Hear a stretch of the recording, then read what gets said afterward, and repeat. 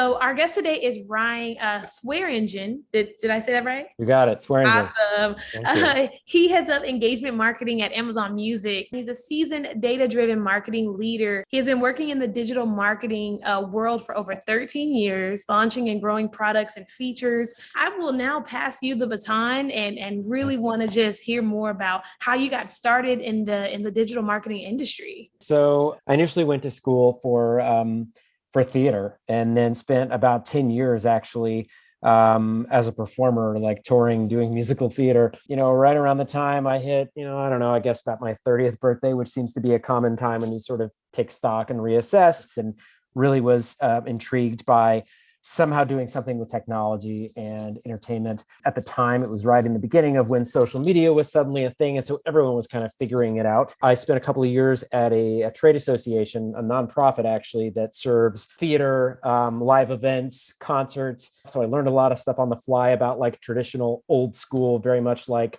one-to-one marketing and engaging people on, in the real world. After a few years there, I ended up transitioning to a digital marketing agency. Most of our clients were in the technology and entertainment space. So Adobe, Google, Amazon, and it was a lot of video production, but content marketing through the lens of how do we tell the story of our product. But the main piece that I'm focused on now at Amazon Music is caring for and sort of driving the overall strategy for what we call Browse Home, which is essentially the homepage for driving discovery. We call this Browse Home. My job is sort of, on the one hand, working with all those internal teams to like basically promote our own priorities. But then on the other side of that, working with product and our personalization team to constantly experiment and constantly sort of optimize what we're manually putting in front of people and how we can make that more targeted and more relevant. So I want to go back to your theater time. I want to touch on your experience of how you transitioned into marketing so effectively, one. And then the second thing is marketing more exciting than being on stage?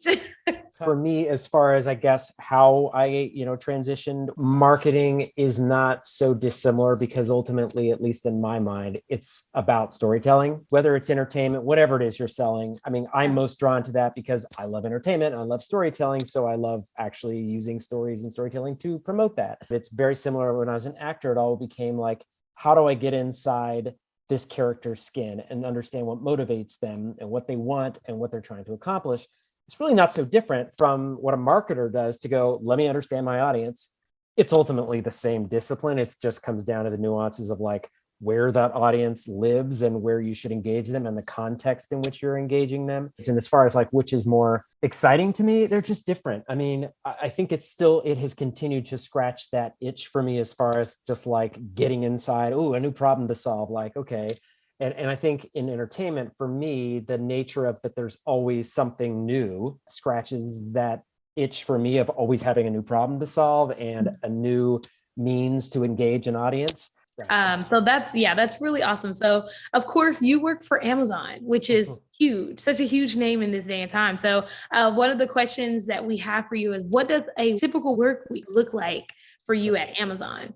Every Friday morning, that's when all the new releases drop across the industry. Myself and some other colleagues will on Monday we will specifically meet with a big group of stakeholders and go through and it's literally all managed like through Salesforce to go, hey, what are the upcoming releases? What are we going to put on the Amazon homepage? Is there going to be a hero big placement that's about Taylor Swift's new release? Is it a podcast? What is the mix? And it usually aligns with like what tends to be, from a data standpoint, the most consumed and popular content in the service. And that very much is like we align on our plan on Monday. Then Tuesday, there's a meeting with all of them where they talk about what's coming in the next 6 months or whatever. So we kind of know what's on the horizon. And then on Thursday, it's sort of like final QA. So that's sort of that piece. And then it's rinse and repeat every week. You touched on a few things that I know our students are working through: buyer personas, the importance of target audiences, and then a bit of content marketing as well. So I want to back it up a little bit. You were a marketing director at Audible. You touched a little bit on the B2B side of things and then also B2C. Were there particularly any challenges with moving between B2C and B2B in both marketing roles? Good question. I mean, what I did at Audible was basically not working on the consumer product, but sort of launching and taking to market. So it was literally like doing user research and market research and figuring out the right price points and how do we kind of take this thing to market. But essentially what it was is Audible for Business. We initially kind of were in beta when I started, and it was very much just like, traditional B2B, like let's get marketing leads, we'll hand them over to a sales team, they convert them. And we were just focused on like big enterprise customers, big strategic accounts. I mean, we called it a B2B2C product, which it was, because on the one hand, we had to go after the company that we needed to like sign up for this thing. But then once a company had signed up, now it was about, okay, now how do we get their employees to like see the value in signing up for this thing? I think Audible kind of overall was like, we really want to focus on our consumer business. This is like a whole other beast, understandably, that you need to really invest in if you're going to do like a B2B product. And how to market effectively a B2B product within a very consumer focused organization was particularly challenging. I thankfully landed on a team that was very much right in the sweet spot of what I wanted to focus on anyway, which was, the consumer side of digital and content and entertainment. So I'm glad I sort of found my way over to this side of the house. I do have to ask you, do you have any favorite marketing tools that you've used? And if you do, what are they? The main things that I have found to be the most valuable, regardless of what the tool is, number one is data. Whether you're using Google Analytics, whether you're using MailChimp, whether you're using Tableau to just visualize all that data, we used data not only to inform our strategy and like what's working, what's not, but we even used it to create content. Using data to tell stories. I would say there's two kind of things that I would say have been most valuable to me as a marketer, regardless, are number one, HTML. Knowing HTML, or at least being able to understand the language, just being able to speak that language has been key. And also design. I think just even understanding without, necessarily have to be a designer yourself, but I have found that really invaluable as a tool to understand, again, like how do we best represent our brand, but also be able to have a much more fruitful collaboration with like creative teams, copywriters, designers. Do you recommend for our students something that they can join to either share ideas or to learn more? And that could be in the form of like newsletters, blogs. I just want to see anything you recommend for the students to have. I would, certainly highly recommend just to even keep tabs on particularly like the industries that you're focused on, like what is happening there. Certainly LinkedIn groups. I'm not always super active in some of those spaces, but it's great to be able to, hey, look, I've got this particular problem. Let me go and just like search and see if anyone's had this. And then Slack, it's ebbed and flowed for me, but there have been times where I've really found it handy where there's, some invite only or some just like publicly available, like Slack groups you can join, channels you can join, where people are literally like, hey, it's Friday. Any marketer want to like share a cool campaign they worked on, or I'm looking to hire XYZ, or whatever the resource might be. So now for the last part, this is a game that we play with our speakers that we love called Underrated, Overrated. The first one is podcasting as a marketing tool. Underrated, overrated, and why? My brain goes to like creating a podcast or sponsoring or advertising in one. I don't think it's overrated. I think it's becoming oversaturated.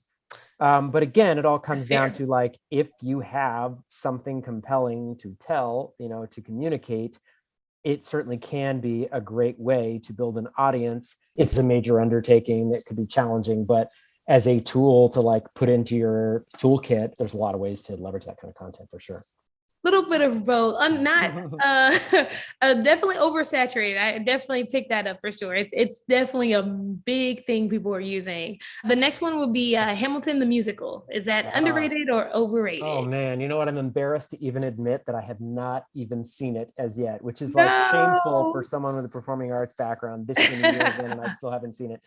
From what I can tell, underrated. All I've heard is that it lives up to the hype. People just like love it. And I think it came along at a time where it was truly unique and special and doing something that nobody else was doing. Underrated. Awesome. And then the last but not least, AI recommendation engines. Underrated or overrated?